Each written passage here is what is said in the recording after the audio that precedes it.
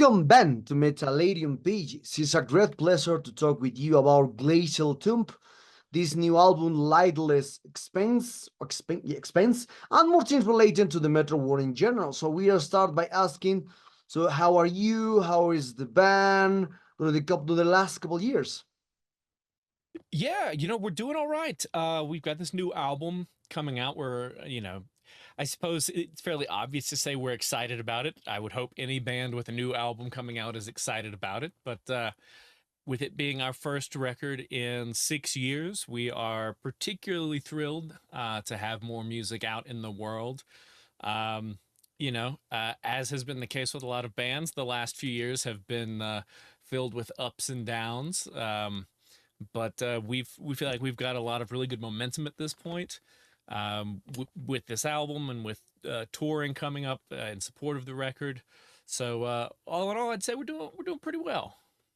Nice, nice, nice. So I think the next question it is one of common because why the band lay 6 years to release this new album?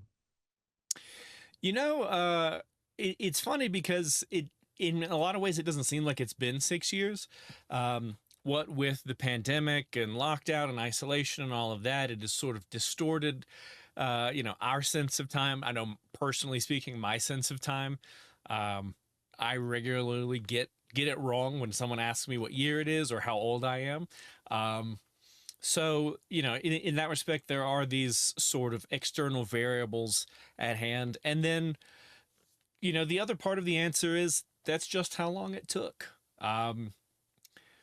We, coming into, or I guess maybe a better way to say it is exiting from that sort of lockdown era of the pandemic, we and a lot of other folks as well had the opportunity to say, okay, let's hit the reset button. Let's figure out what we're doing. Let's make sure that everything we're doing is what we want to do. It's so easy for artists, especially musicians, to fall into these sort of cyclical patterns. In the case of the musician, put an album out, tour behind it, write a new record, tour behind it, do that until you're old and die. And that's fine if you're doing it for all the right reasons, but it's very easy to fall into these patterns and not ask yourself, are we writing the music we want to write? Are we taking the tours we want to take? Or are we just doing this because this is what's expected? So having the opportunity to really ask those questions, combined with the addition of David Small on bass, who has just truly breathed new life into this band when he joined a few years ago, gave us the opportunity to sort of step back and figure out what this band means to us and what we wanted this new album to be like. And it gave us the opportunity to write more songs than we recorded, to write songs, demo them out, and then completely change them. In fact, just the other day, I was going through some demos I had on an external hard drive, and I found like the first version of the album opener, Stygian Abattoir, and it is a fundamentally different song. Like probably 75% of the song is very different. And because we didn't feel like we had to just get a new album out, and engage in that cyclical process of write, record, tour, we could say, hey, you know what? Maybe this song could be better. Let's pull it apart. Let's try some different ideas out. Um, and that, suddenly it has been 6 years, but I think we have an album that wouldn't have come out like this if we hadn't taken this long. If we'd tried to rush through this and put this out 3 years ago, I don't think the songs would have been what they are now, and I don't think we would have felt as strongly about them as we do. Okay, okay, interesting to know. And related to this, so when do you start writing songs for this new album? Because you mentioned it 3 years ago, you need to pass the pandemic. So, and are all the songs new, or do you rescue any compositions that were left out for for your debut album in 2018? No, everything on this record has been written since Dave joined the band in 2019, 2018. I don't know, whenever Dave joined. Uh, the first song we wrote for the new album is the track World's Flesh, which we actually released as a standalone single in 2020. Um, we started writing for this album at the end of 2019, thinking, as a lot of other people did, okay, we'll spend the next 6 7 months writing, we'll go in the studio, we'll get it out, and then we'll get on the road sometime in 2020. Well, obviously that didn't happen, but in writing World's Flesh, it gave us the chance to do a couple of things. First of all, Dave wrote probably half of the riffs in that song, and he wrote a significant number of riffs on this album, which is truly delightful. It's pretty uncommon, I think. In my experience, it's pretty uncommon for bass players to be uh, as adept at guitar as Dave is, and he is an absolute ripper on the guitar as he is on bass. So when he's bringing in riff ideas, he's not bringing in, sort of simple or really needing to be spiced up ideas. He is able to pick up a guitar and write very similarly to how I write. And in when we started writing in 2019, then it suddenly it felt like there were two people writing the sort of core music for the band, which is a new thing. Historically, I'd been the pretty much the sole songwriter. um, and although obviously with the pandemic and that shutting everything down, that did sort of kickstart the process of the two of us collaborating very intensely. And luckily Dave lives like 5 minutes away from me, so he would come over. I mean, we would send each other riff ideas and song ideas, but he would come over and we would just jam out ideas, sort of structure songs, and then bring them to rehearsal, where Mike, the drummer, would sort of work through his ideas there.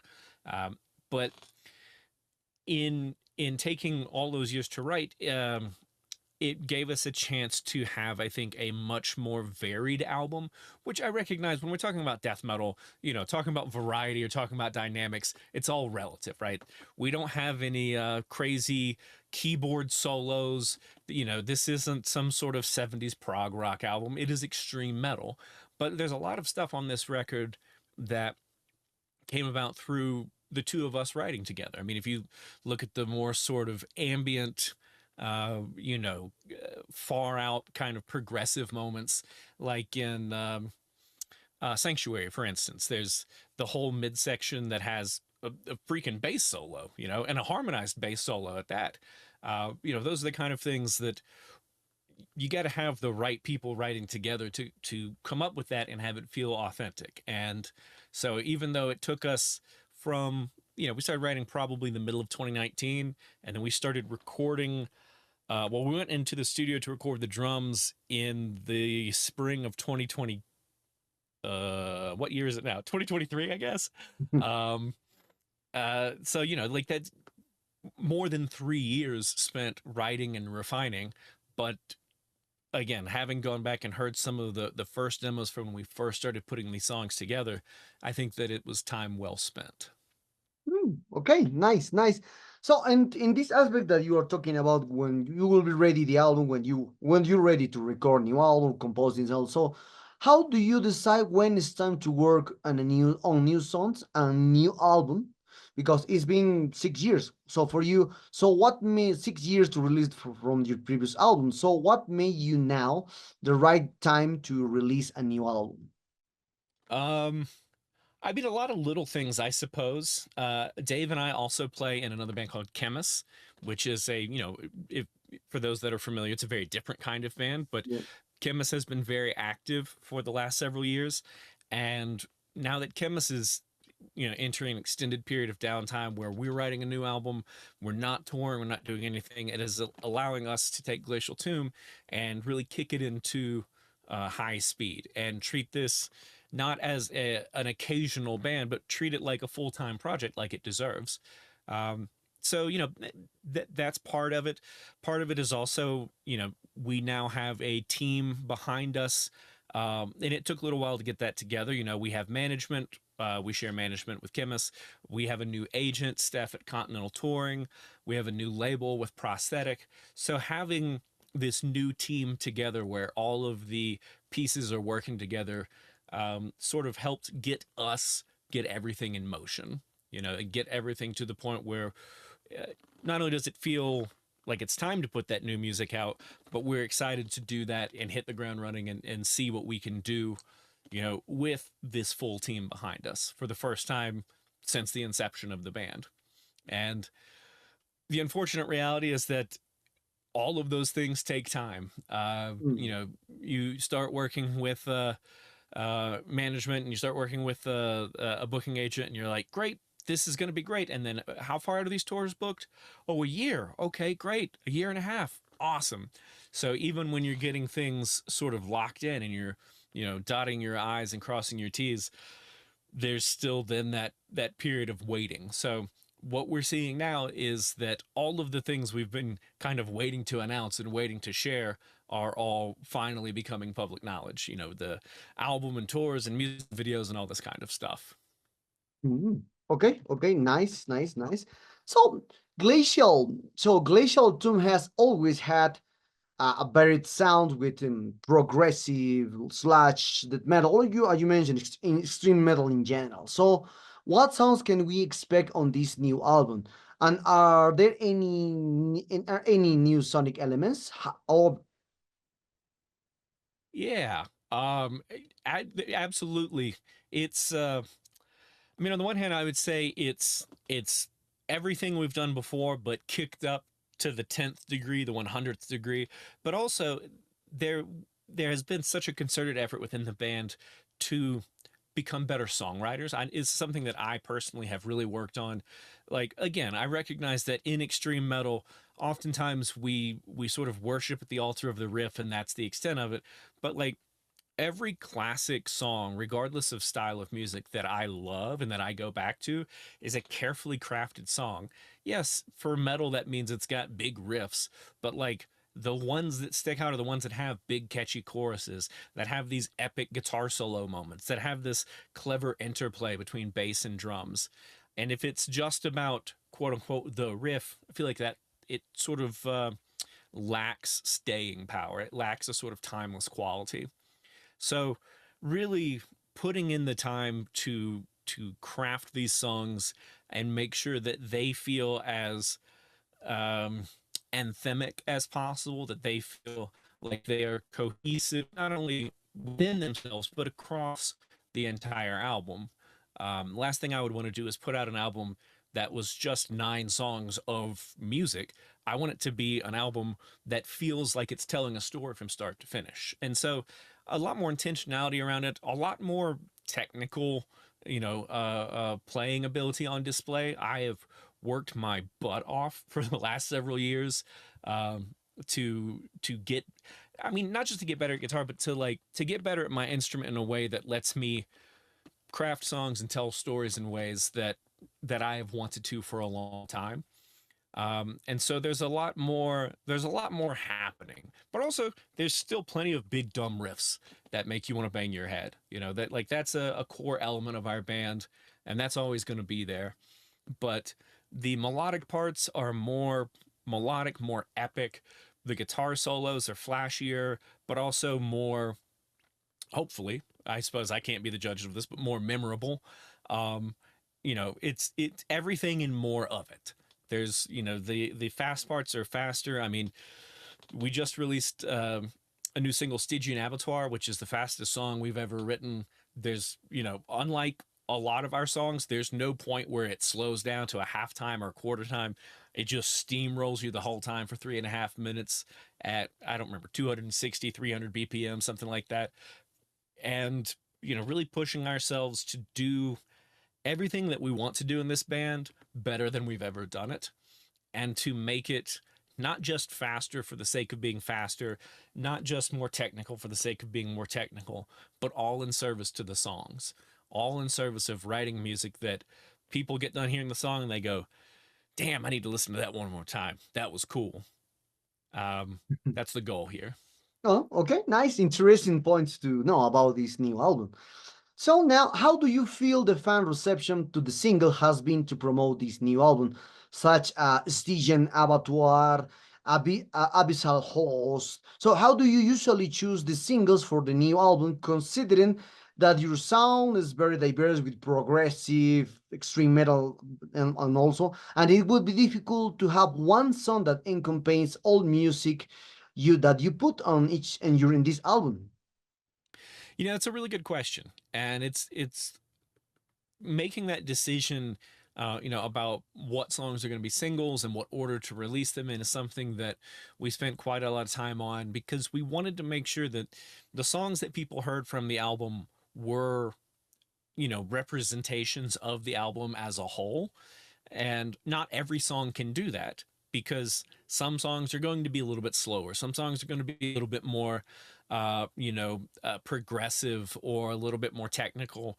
And so we wanted to make sure that we were selecting songs that had elements that are consistent throughout the album, but also that we didn't, give away all our secrets. Like, I don't want anyone to hear the album for the first time, sit down and listen to it top to bottom, and feel like they aren't being surprised. And I think that there are a number of places throughout the record where people will be pleasantly surprised. They'll go, "Oh wow, I haven't heard this band do that before." You know, take Abyssal Host for instance. It's a very aggressive, it's got that crusty D beat punk kind of thing happening during the verses. We've done that a little bit before, but we really embraced that for this song. And there are a couple of other songs on the record that have these much more aggressive, crust punk, grindcore influenced, you know, that classic D beat, drum beat kind of thing driving it, but also having these moments of, you know, bigger melodic grandeur, having more complicated interplay between the guitar and the bass. So just making sure that we're giving everybody that sampler platter. When you go to the fancy restaurant and they give you the sampler and you go, "Ooh, I want more of that. I want to see what that's all about." That's what we're trying to do here. And as for the response, it's been great. I mean, we're seeing tons of people come in who didn't know who we were. Lots of people who, were already on board with Glacial Tomb, expressing like absolute excitement and really finding that these songs resonate with them. Even the response to the album art itself, people have been freaking out about it, which is awesome because I love that album art so much. I'm very proud of it. And to know that people are seeing that album art and going, "I don't know this band. I need to listen to this band because that album art is that cool," makes me feel like we've done something very special in adding that visual element to these songs. Okay, interesting point. So other thing that I saw about this Lilacs Expanse is the cover art because the cover art looks great. It brings me to the mind some like video games in some way or some horror movies like Even Horizon because I don't know why I try to relate this cover art with Even Horizon. I don't know why. So Yes, that and I love that movie. So the fact that you said that, hell yeah, dude. okay. So for you for this, how do you choose your album art and what are you trying to express with it?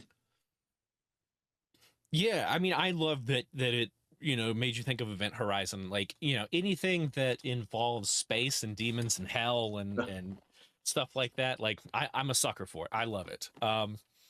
The album artist is this guy Daniel Vega, From who Colombia. his yeah, I mean, just a phenomenal artist. I mean, and Dave had actually turned me on to this guy years ago and was like, "Man, this guy's art is awesome. It'd be so cool if he could do our album art one day." I was like, "Yeah, it would be cool." So we get done recording the album and it's like, "Let's give it a shot. Worst that can happen is he says no." I reach out to him, I send him an email, I send him the record, and I say, "I think your art would be a phenomenal compliment to this. I don't know if you're interested or available." He writes back, is 100% on board. And we we exchanged a few emails.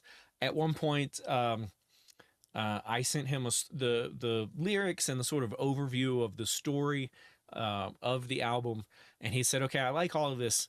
Could you send me just like a stick figure sketch?" He's like, because I told him, I was like, "I don't want to just tell you what to draw. I want you to, draw your own inspiration from it." Because that's what I find joy in, is working with someone who deals with a different kind of art and meeting them halfway and saying, "Here's what I'm thinking, here's what you're thinking, what happens when our different kinds of art combine." So I sent him this hilarious stick figure of basically what you see on the album cover, the large sort of space god creature thing sitting in the throne, but my sketch of it looked like an old man sitting in a rocking chair. But I like around it, I'd circled parts and I was like, probably a lot of eyes. And then I drew an arrow at the stomach and I was like, maybe an extra mouth. He sends over a sketch that winds up being like 80% of what the final product is. And it's, I mean, just blew me away. And, you know, we go through a couple of revisions and then he says, do you want to do this, you know, not exactly black and white. His initial work tends to be in sort of like sepia tone. But he said, "Do you want to keep that, or do you want to do color?" And we were like, "Let's see color." Yeah, we didn't tell him any colors or anything. We said, "We want to see what you think." And the color on the album that you see is what he sent over. And we said, "Don't change anything. This is perfect. This is exactly what it needs to be."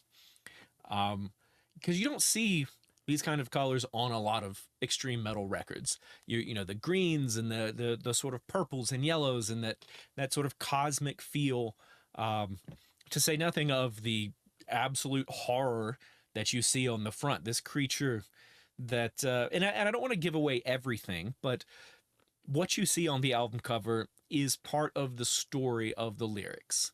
Um, the lyrics throughout the entire record tell a story about humankind, about society, but also about a single, you know, person, a person who thinks they can save mankind, and they wind up, they wind up connected to that figure on the album cover is what I'll say. Um, but trying to convey, and going back to that like Event Horizon connection, that feeling that you get when you watch movies or play video games, where you're seeing a scene and wherever it's taking place, you know that that's not a place for humans. It may have walls, it may have a ceiling, but like it was made by some other being for some other purpose. I get a similar feeling whenever I play Dark Souls, the first Dark Souls game. Mhm. There are places in that game where, especially for anyone that is reading this or hearing this, if you've ever played it, you've gone to Anne Orlando, and the buildings you can look at and you go, okay, I understand these are buildings, but the doorways are too big and the stairs are too big and the doors themselves, you know, don't work like you would expect doors made by people for people to work. And there's something very unsettling about that, where it's almost familiar, but it's not quite, you know. Mm. And you see that same kind of thing in Event Horizon or a lot of other kinds of, you know, space related horror.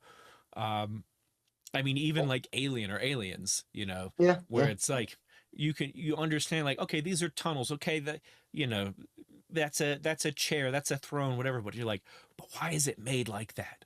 Humans don't make things like that. And that feeling, that like taking you out of your comfort zone, is what I wanted to convey through that art. That Mm. like the story that you're experiencing here is something that is about mankind, but is also about something maybe bigger, or maybe even that's just harder for us to wrap our head around. Mm. Um, and so I can't say enough good stuff about working with Daniel in that capacity, where he just absolutely knocked it out of the park, just capturing that vibe in the album art. Okay, okay, nice, nice. Because other thing that reminds me that demon in the cover is like some Galactus from the comics, like Yeah, some yeah, yeah, Galactus. Yes, because always in the comics, Galactus appears on the space sitting. So that demon is sitting. So that's something like that. yeah. Something like that. So that well, well, correct me if I'm if I hear correctly. You just mentioned that this Light Expanse is like a concept album. So if so, what kind of concept do you have in this new album, or that you were talking about? Yeah, I mean, I hesitate to call it a concept album only because whenever people hear that term, they think about like 70s prog rock. They think about Yeah. like King Crimson or whatever, which is great, but like that's not, it's not that. It's just that um I when I started writing the lyrics for this record, I wanted to do something that I've never done in any band that I've ever been in, which is I wanted to tell a story across all of the songs, not have a, excuse me, a sort of like loose theme that connects them, but an actual narrative thread that you can follow from the first line to the last line. And in doing that, I knew I wanted it to be about people. I wanted it to be about existence. I wanted it to be about suffering. You know, these things that I think are sort of universal constants. The universal constant of suffering. The one thing that people are guaranteed, not just people, but any sentient creature is guaranteed, is that it will suffer. Um, when we are born, we can rest assured that we will hurt. We will lose things we love. Our bodies will start to fail. We will hurt physically. We will hurt emotionally, spiritually. Like, I'm reminded of the line from The Princess Bride, of all places, where Carrie Elwes says, life is pain, princess. Anyone who tells you anything differently is selling something. And in sort of taking that concept to heart, that universal, inescapable truth of suffering, and thinking about it through the lens of fiction, as well as philosophy as well, I found myself going back to some of my favorite authors. Thomas Ligotti was a huge influence. I like both his fiction and nonfiction writing. His ability to write short stories that make you feel, or at least that make me feel, the same way that I want the listener to feel when they are holding that album in their hands and looking at the album art and listening to these songs, that of just something's not right here. Something is just a bit misaligned. All of that combined with, like, I'm a sucker for any kind of story about time being cyclical. The idea that, you know, this is a big part of, like, you know, lots of spiritual practices, that, you know, we go through life over and over, and in order to escape the cycle of suffering, we have to ascend. I'm not necessarily taking it in that direction. I'm taking it much more in the sort of horrifying direction, which is that maybe we don't go through it over and over, but our species does, and we suffer over and over and over, and it is an inescapable truth. Mm. And so in that respect, it is a concept album about suffering, about the pain of consciousness. And while all of that is very dark and all of that is very bleak, and as I'm saying it, I realize how bleak it sounds, I also think there is this undercurrent of serenity that comes with this peace that comes with it, because it's so easy to feel overwhelmed and defeated every moment of every day. I know, because I live with this feeling. For those of us that live with mental illness, myself included, like, it can be hard to just get out of bed. It can be hard to just put one foot in front of the other. And a recognition of, like, this inescapable pain of life can make you not want to do anything, make you want to give up. But for me, what I've found is, as I have thought about these things and read about these things and written about these things, is that it has brought me a kind of serenity that I cannot, and no single person could ever hope to, save humanity, save the world. It's not going to happen. Whether you think humanity is worth saving is a separate discussion. But what you can do is embrace that horror, accept it, accept that you can't change anything about it, surrender to it, and then still keep going. And in that respect, I'm reminded of one of the last lines from the first season of True Detective, a show that I absolutely love, a show that also draws heavily from Thomas Ligotti and H.P. Lovecraft. And at the end of that first season, Matthew McConaughey is being wheeled out of the hospital by Woody Harrelson, and they're looking up at the sky.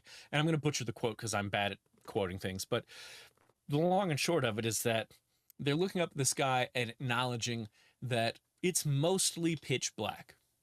And McConaughey's character, Russ Cole, says, you know, there was a time where the sky was completely empty. There was a time when it was all darkness. You ask me, the light's winning, because there are these stars up there. And I ever since I first heard that, I found that to be such a profound and beautiful sentiment. And it's something that I think you can hold these two things simultaneously. And I think maybe this is the other sort of um, key theme in the album is that, yes, it is bleak and we suffer, but also, yes, there is some light somewhere. You got to find it. Some cases you got to make it, but it's there. Mm. And although lyrically the album's pretty freaking bleak, I've tried to give those moments of hope, of light. I've tried to bring those in musically with the more sort of triumphant, melodic chorus moments or during the guitar solos to be that counterpoint to the darkness. Interesting. A lot of things happen in this new album, especially in the lyrics. So we are very close to end this interview, Ben. And for this aspect, what kind of plans do you have for this new album? Perhaps you will embark some tours, you videos will release in the future, or perhaps you're already working on a new album from Glacial Tomb. Who knows? What kind of plans do you have in general? We are going out on tour. We leave in like 2.5 weeks, I guess. We'll be doing a few weeks here in North America, going out playing New England Hardcore and Metal Fest. Very excited about playing that. I mean, that lineup is insane. Playing with lots of great bands, Converge, the Red Chord. I mean, just so many great bands. Integrity. And doing a couple weeks of dates around that. We're working on some more tour dates for the spring. We've got some stuff lined up we can't announce yet, but the rest of the country can look forward to seeing us in the spring and hopefully making it over to, well, anywhere and everywhere that'll have us. We find ourselves with this forward momentum, and the most powerful thing that I get to do as a musician is be on stage and create this music with, some of my best friends and share this music live with other people. So you'll see us on the road as much as possible. And then, yeah, we've got some more music videos coming down the line. We've got some, for the folks that want to know how to play these songs, we've got some guitar and bass and drum playthroughs that'll be coming out after the tour. There'll be all kinds of good stuff out there for people to watch and listen to, and that they can use to sort of battle the dark, maybe, or embrace the dark. Depends on how they want to go about it.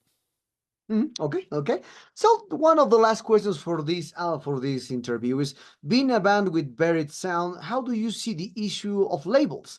Fans and media always try to label bands and start playing with words like progressive, slash. I think slash and the thumb part came from the other band. Cause always the reviewers try to relate your previous sound with the new sound of the band. That's, I don't know why happened, but or progressive, dark, death, etc., etc. How do you describe your sound yourselves? Years ago, my buddy Chris Crevaton, who used to write for a lot of places, Metal Sucks in the Pit. He ran Metal Sucks for a Mhm. couple years. He's a phenomenal writer. He also writes fiction and nonfiction. That's what he does for his day job. He described us as sludge corrupted death metal, and I really liked that description. Um, Although I think it falls prey to what you're talking about as anything else does. That like, what's in the old saying, "What's in a name?" Well, what's in a description? Like, I like the idea of sludge corrupted because it has this idea that there's something sort of something under the surface, something just out of sight that's going on, and I think that's a useful way to talk about this band. Um, and then you're absolutely right that people want to talk about how you sound now compared to how you sounded on your last record or the record before, or your other bands or other bands you've toured with. And I see it as a necessary evil, I suppose, because as much as I would love for every band to just be able to be themselves, if you're trying to explain to someone why they should listen to a band and they go, well, what do they sound like?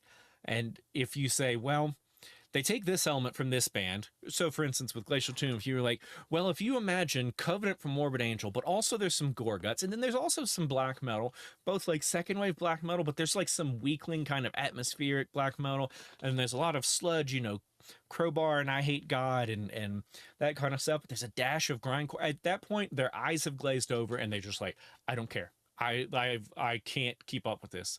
But you say it's sludgy death metal. It's death Mhm. metal, it's sludgy, it's got a little black metal, and there's a lot of guitar solos in it. They go, ah, okay, I can wrap my head around it. So it is a way to sort of communicate to other people what it is.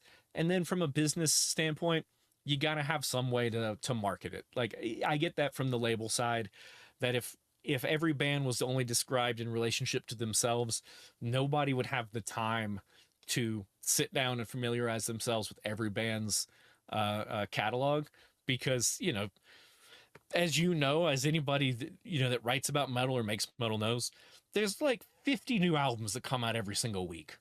And that's just on labels, to say nothing of like unsigned and independent bands. So like you have to have some way to grab people's attention. And so for Mm. us, we embrace whatever people want to call us. Someone a couple years ago called us kitchen sink death metal, because the idea being it's everything in the kitchen sink. And you know what? They're not wrong. There's a little bit of a lot of stuff in here. And not because we think, oh, this is a great song, now let's put 5% more black metal in it. It's Mm. just, that's just how I play guitar. Mm. I'm Okay. 40 years old. I've been playing guitar since I was 12 years old. My influences run from old school death metal to black metal to country music to folk music to 70s hard rock. Like it's everything. It's all in there. And Mm. so it just winds up coming out with you know maybe the best comparison is like a fusion restaurant, when someone's like, oh, it's they take this kind of food but they fuse it with this. Well, that's what we're doing. We're taking death metal but we're fusing it with sludge and black metal and some tasty guitar shredding action, and we're throwing it all at you, and we're seeing how it comes out. Okay, great, great. Well, Ben, the sad times arrived at this interview. I hope you enjoyed this interview like me. This album is a great one. Congratulations on this new one. And perhaps you want to add something to your Latin American fans and Metallica followers. Yeah, I mean, recently someone commented on one of our social media posts and they said, look, I know you're going to think that I'm trolling you with this, but please come to Brazil. And like, dude, anywhere that will have us on stage, anywhere, Central America, South America. I've had the privilege of playing a couple shows in Mexico. I have not thus far been able to play elsewhere in Central or South America, but hey, if you want to see us, get in touch. We'll do it. We want to bring the darkness to you.